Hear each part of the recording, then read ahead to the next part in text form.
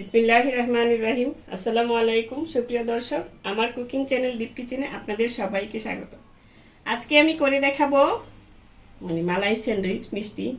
এটা মানে ছানা তৈরি করে নগদ নগদ ছানা তৈরি করে একদম তরতাজা ছানা দিয়ে তৈরি করে দেখানো হয়েছে, আমিও দেখিয়েছি। কিন্তু এই মিষ্টিটা আমি দেখাবো আপনাদের নষ্ট ফেটে যাওয়া দুধের ছানা দিয়ে এই মিষ্টিটা তৈরি করা হবে।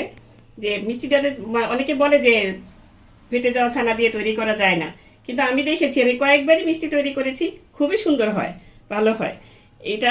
এই মিষ্টিটা খেলে আপনারা বানিয়ে খেলে দেখবেন, বুঝতেই পারবেন না যেটা তাজা ছানা দিয়ে তৈরি করা হয়েছে নাকি এটা ফেটে যাওয়া দুধের ছানা দিয়ে তৈরি করা হয়েছে। একবার আমার রেসিপি দেখে যদি বানিয়ে নেন তাহলে বুঝতে পারবেন। চলুন তাহলে কথা না বাড়িয়ে, বেশি কথা বলে ফেললাম, কথা না বাড়িয়ে রেসিপিটা শুরু করা যাক। মিষ্টির জন্য আমি মালাই স্যান্ডউইচ মিষ্টিটা বানাবো, সেই জন্য 1 কাপ ছানা নিয়ে নিয়েছি। এই ছানাটা কিন্তু ফেটে যাওয়া দুধ থেকে তৈরি হয়েছে।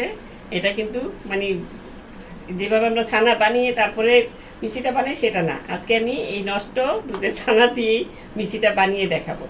এখানে 1 কাপ ছানা আমি কিচেন সার্ভিসে ঢেলে নিলাম, এখানে মথে নিতে সুবিধা হয় এই জন্য। এখন ছানাটাকে প্রথমে একটু হাত দিয়ে এভাবে মথে নিব। ছানাতে যদি আপনি দেখেন যে একটু পানি পানি ভেজা ভেজা ভাব রয়ে গিয়েছে, তাহলে ছানাটা আপনি একটু টিস্যু দিয়ে হালকাভাবে চেপে নিতে পারেন, কিংবা ফ্যানের নিচে 2-4-5 মিনিট রেখে দিতে পারেন, তাহলে ঠিক হয়ে যাবে। আর যদি বেশি ড্রাই হয়ে যায় তাহলে আপনি এটাকে একটু হালকা দুধ ছিটা দিয়ে কিংবা পানি ছিটা দিয়ে নিতে পারেন। এখন কিছুক্ষণ ডলে নেওয়ার পর এই 2-3 মিনিট ডলে নিতে হবে। তবে এভাবে ঘষে ঘষে ডলবেন না এই মিষ্টিটা বানানোর সময়। ওটা ঘষে ঘষে ডলে নিলে কিন্তু ছানাটার থেকে তেল বের হয়ে গেলে আর মিষ্টিটা আপনার ভালো হবে না। এখন আমি এখানে 1 চা চামচ চিনি মিশিয়ে নেব। প্রতি 1 কাপ ছানার জন্য 1 চা চামচ চিনি। এই চিনিটাও এখন ভালো মতন মিশিয়ে নিতে হবে। ছানাগুলি দূরে সরে গেলে টেনে এনে একসাথে করে দিবেন। সবাই তো ভালো ছানা দিয়ে তৈরি করে দেখায়, আমিও দেখিয়েছি, সবসময় দেখাই। আজকে আমি নষ্ট ছানা দিয়েই আপনাদের মিষ্টি তৈরি করে দেখাবো, দেখি কীরকম হয়, আপনারাও দেখবেন। আমি বানিয়ে খেয়েছি, আরও হয়েছে দেখেই তারপরে বললাম, এটা বললাম জাস্ট আপনাদের জন্য যে কীরকম হয়।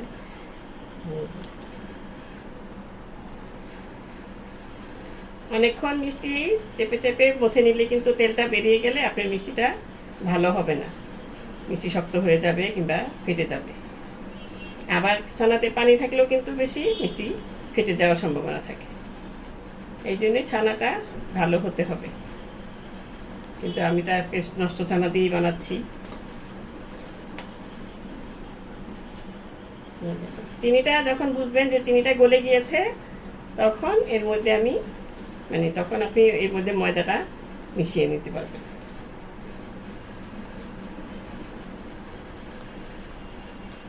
আর যেহেতু এটা একটা স্পঞ্জ মিষ্টির মতন হবে, এটা অতটা ডলে নিতে হবে না।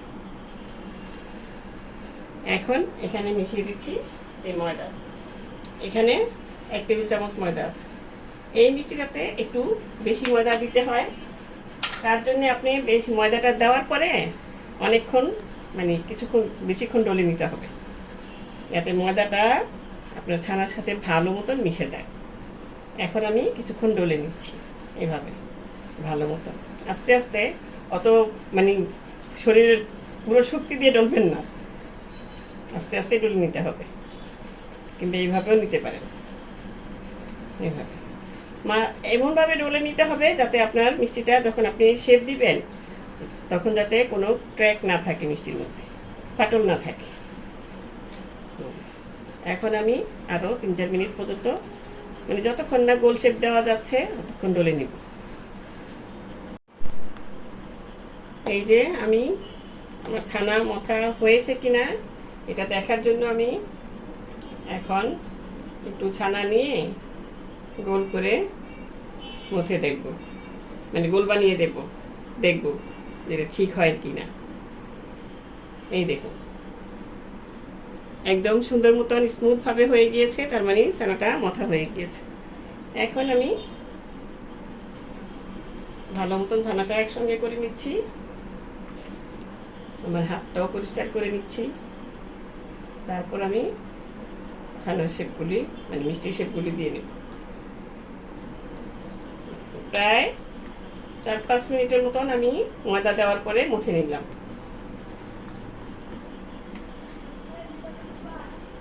এখন আমি হাতটা একটু ভালো মতন পরিষ্কার করে তারপরে মিষ্টি শেপটা দিয়ে আপনাদের দেখাচ্ছি।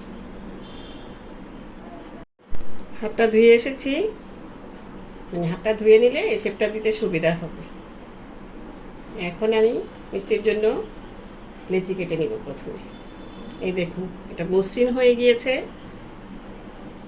এতেই বোঝা যাচ্ছে যে মানে সুন্দর মতন মাথা হয়েছে।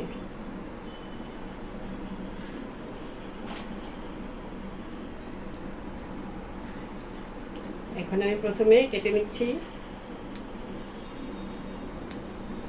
এটা দিয়ে আমার 1 2 3 4 5 6 7 পিস মিষ্টি হবে, সেই অনুপাতে আমি করে নিব। এটাতে একটু কম হয়েছে,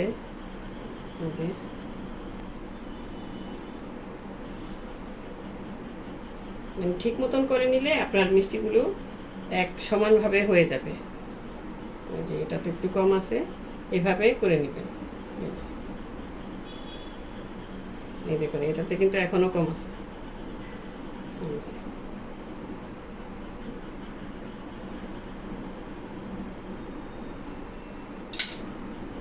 এভাবে করে তারপর এরকম গোল গোল করে এটার শেপটা দেওয়া একদম সহজ। এই যে এভাবে করে গোল গোল করে তারপর এভাবে আলতোভাবে একটু চাপ দিবেন, বেশি না। মানে রসগোল্লাটা যেমন গোল হয়, এটা গোল না, একটু চ্যাপটা হবে, কিন্তু বেশি চ্যাপটা করলে আবার অনেক সময় ছড়িয়ে যায়। এই জন্য এইভাবে করে নেবেন। এই দেখুন এভাবে মিষ্টিটা করে নিতে হবে।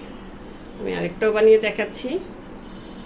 আপনারা যদি মিষ্টিটা দেখেন হাতে মানে ভালো মতন হচ্ছে না, হাতটা একটু ঘি মাখিয়ে নিলেও পারেন কিংবা তেল মাখিয়ে নিলেও পারেন। এই দেখুন মিষ্টিটাতে কিন্তু কোনো ক্র্যাক নাই, একদম মসৃণ হয়েছে। এভাবে আমি সবগুলো মিষ্টি বানিয়ে নিচ্ছি। মিষ্টিটা শেপ দিয়ে আমি রেখে দিয়েছি। আমি ওই মিষ্টির ছানার কাপড়টা দিয়ে হালকা ভিজা মানে নিংড়ে নিয়ে ওটা দিয়ে ঢেকে রেখে দিয়েছি। এখন আমি এখানে শিরা তৈরি করার জন্য একটা পাত্র নিয়েছি, সেখানে দিয়ে দিচ্ছি 1 কাপ চিনি, আর দিয়ে দিব মেপে 3 কাপ পানি।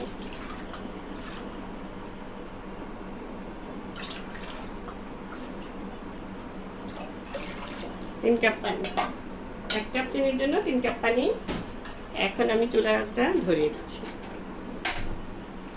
ধরিয়ে চিনিটা নেড়ে চেড়ে গলিয়ে নিতে হবে।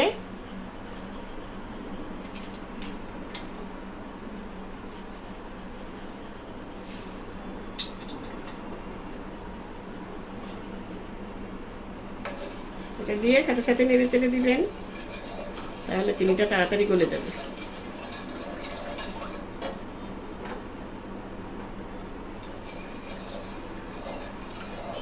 তাড়াতাড়ি গলানো অবশ্যই দরকার, যেহেতু গ্যাসের মানে যেই হারে দাম বেড়েছে, এখন তো সব কিছুই ঝটপট রান্না করতে হবে আমাদের মনে হয়। আসলে সব কিছুর দাম বাড়লে আর কমে না, বাংলাদেশের এই অবস্থা। আর কোনো কিছু হলেই সব কিছুর দাম বাড়িয়ে দেয়। এই তো চিনিটা গলে গিয়েছে। এখন বলকটা আসলেই আমি মানে বলকটা কীভাবে, বলকটা আসার আগে এক মুহূর্তে আমি মিষ্টিগুলো দিয়ে দিব, আপনাদের দেখিয়ে দিচ্ছি। এই দেখুন মিষ্টিটা মানে চিনিটা গলে গিয়েছে। এখন ঢাকনা দিয়ে দিলেই তাড়াতাড়ি বলকটা এসে যাবে।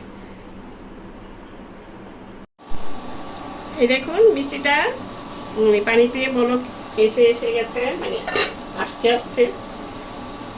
আমার কপালটা এমনই খারাপ, আমি গ্যাসের চুলায় দিয়েছিলাম, গ্যাস শেষ হয়ে গিয়েছে। এখন এখানে মিষ্টিটা দিয়ে দিচ্ছি। এই দেখুন বলক আসতেছে, কারণ এটার আমার ইন্ডাকশনের হচ্ছে 2000। এখন এখানে আমি মিডিয়াম আঁচে করে দিব।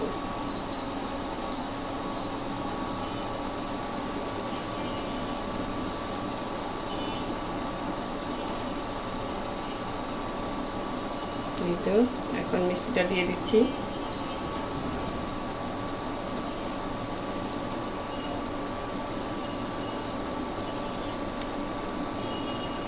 সিলিন্ডার গ্যাসের এই অসুবিধা, কখন যে গ্যাস ফুরিয়ে যায় টেরই পাওয়া যায় না।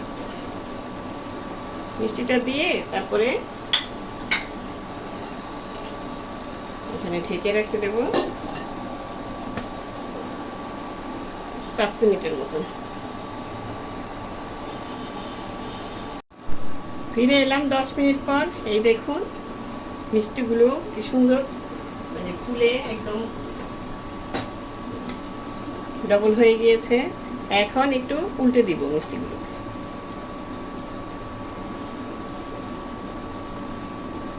হালকা হাতে উল্টে দিবেন।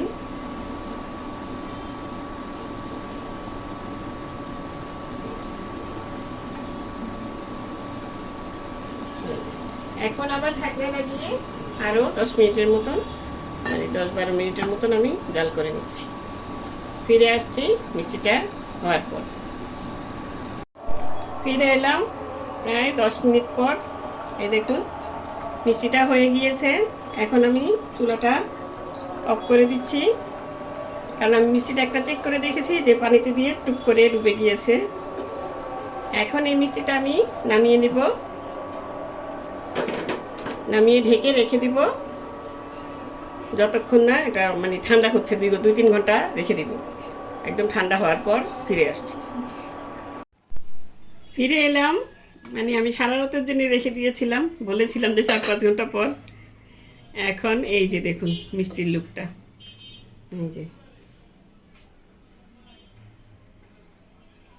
এই যে মিষ্টিটা কত সফট হয়েছে। এই যে এখন আমি মিষ্টিগুলো উঠিয়ে নিব। উঠিয়ে হালকা প্রেস করে একটু মানে রসটা একটুখানি এভাবে রেখে তারপরে আমি আরেকটা পাত্রে নিয়ে নিচ্ছি। এই দেখুন মিষ্টিগুলো আমি মানে শিরা থেকে উঠিয়ে নিয়েছি। এখন আমি মিষ্টিগুলো মাঝখান দিয়ে মাছ বরাবর কেটে নিব। এই যে এইভাবে আলতো হাতে কেটে নেবেন যাতে ঠিক মতন হয়। এই দেখুন মিষ্টিটা দেখেই বোঝা যাচ্ছে কতটা সফট হয়েছে, একদম জালি জালি হয়েছে। এখন আমি এইভাবে সবগুলো মিষ্টি কেটে এখানে রেখে দিচ্ছি। এই যে মিষ্টিগুলো আমি সবগুলো কেটে নিয়েছি মাছ বরাবর। এখন আমি এটা সাইডে সরিয়ে রেখে এখানে আমি ক্ষীর বানিয়ে নিয়েছি, আবার সেটাকে ভাগ করেও রেখেছি 7 ভাগে যাতে সম পরিমাণ দেওয়া যায়। এখন এটা আমি ভিতরে পুরটা ভরে দেব মিষ্টির ভিতরে। এই ক্ষীরটা আমি বানিয়েছি এটা কালো জিরা চাল দিয়ে, মানে ফিনি টাইপ মিষ্টি। এটা ক্ষীর, এটার রেসিপি যদি আপনাদের মানে দরকার হয় তাহলে কমেন্ট বক্সে কমেন্ট করবেন, জানিয়ে দিবেন আমাকে, আমি এটা রেসিপি দিয়ে দিব। এই ক্ষীরটা অনেক ভালো লাগে। মানে এর আগে আমি আরেকটা এই মলাই স্যান্ডউইচ মিষ্টি রেসিপি দিয়েছি, সেটা তরতাজা ছানা দিয়ে ছানা তৈরি করে, সেটার মধ্যে আমি ইনস্ট্যান্ট এই ভিতরের ক্ষীরটা বানিয়ে দিয়েছিলাম গুঁড়া দুধ দিয়ে, আর এটা আমি লিকুইড দুধ দিয়ে বানিয়েছি। এই দেখুন মিষ্টি একটা হয়ে গিয়েছে। এভাবে আমি সবগুলো মিষ্টির ভিতরে এই যে আরেকটা দেখিয়ে দিচ্ছি। ক্ষীর এটা আপনারা যে যার যেমন মনে হয়, মানে বেশি খেলে বেশি দিবেন, কম খেলে কম দিবেন, এটা যার যার টেস্ট অনুযায়ী আর কি। এভাবে দিয়ে এভাবে মাঝখানে এটা লাগিয়ে দিলেই হয়ে যাবে। দেখুন একটু বের করে দিবেন তাহলে দেখতে সুন্দর লাগে। এভাবে সবগুলো আমি ভরে নিচ্ছি। এই তো আমি মিষ্টির ভিতরে ক্ষীরটা ভরে তারপরে সাজিয়ে নিয়েছি। দেখুন দেখতে কত লোভনীয় লাগছে। এই মানে নষ্ট জিনিস দিয়ে যে এত সুন্দর মানে যে মিষ্টি তৈরি করা যায়, এটা আমি আজকে দেখিয়ে দিলাম। আপনারাও বাসায় তৈরি করে দেখবেন, আশা করি আপনাদেরও ভালো লাগবে। তো দর্শক, আজ এ পর্যন্তই। রেসিপিটি ভালো লাগলে প্লিজ আমার চ্যানেলটি সাবস্ক্রাইব করে নিয়মিত চ্যানেলটির পাশেই থাকবেন। সুস্থ থাকবেন, ভালো থাকবেন, ঘরে তৈরি খাবার খাবেন, আর আমার জন্য দোয়া করবেন। আল্লাহ হাফেজ।